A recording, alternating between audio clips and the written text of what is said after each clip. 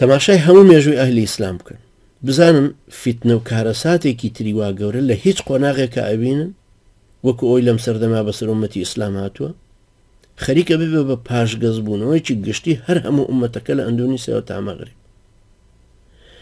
سەرنج بدەن ئەو هەموو دژواریەی کە لە مێژووە بەسەر مسلمانانە هات، بزانن هیچیان نەبینن کاریگەری خراپەی لەسەر دین و دینداری، لەسەر خاک و خەڵک، لەسەر دەسەڵات و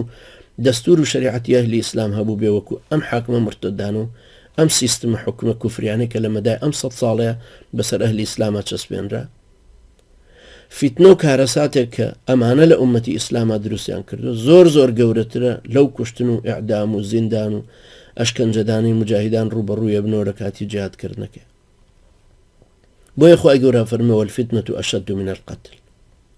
لە دین پاشگەزکردنەوە و بێدینیکردن لە کوشتن سەختترە، وەالفتنەة ئەکبەر من القتل، لە دین پاشگەزکردنەوە و بێدینی لە کوشتن گەورەترە. یعنی ئێوە بەس تەسەورکەن ئەو برا بەڕێزانەی کە تەمەنێکیان هەیە و بزوتنەوەی ئیسلامیان بەبیردێ،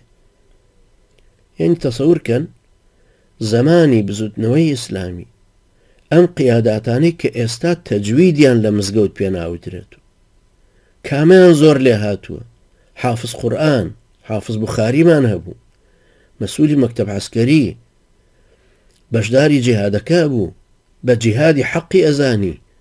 ئاڵاکان بەرز بوو بوونەوە، بەرەی جیهادەکە جودا بوو بوونەوە، لە پێناوی سەروەرەتی شەرعە، لە پێناوی پاراستنی دینەکەیە، لە پێناوی پاراستنی مسلمانەکانی ژێردەستی بزوتنەوەی ئیسلامی، لە پێناوی ڕزگارکردنی مسلمانە مستەضعفەکانی تر و لەسەرکردنەوەیان ئەم جیهادە بەرپاکرا. بزانت چه زیانێکی گەورە ئێستا کەوتووە لە مسلمانانی کورد لە باشوور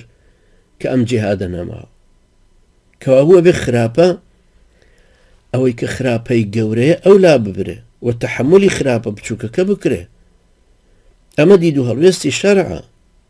هەوڵدان بۆ لادان و ڕادانی هێزی بەرەی کوفر و پاشگەزکردنەوە و مرتەدان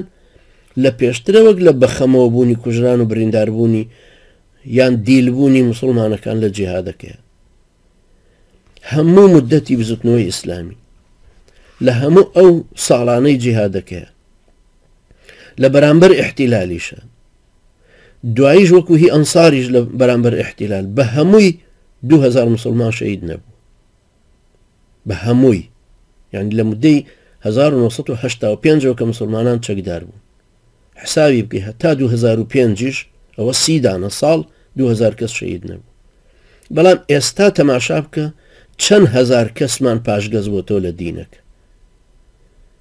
چەند هەزار کەس وازی لە نوێشێناوە، چەند هەزار کەس لەم تێگەیشتوانەی ئیمان و هیجرەت و جیهادیان کردبوو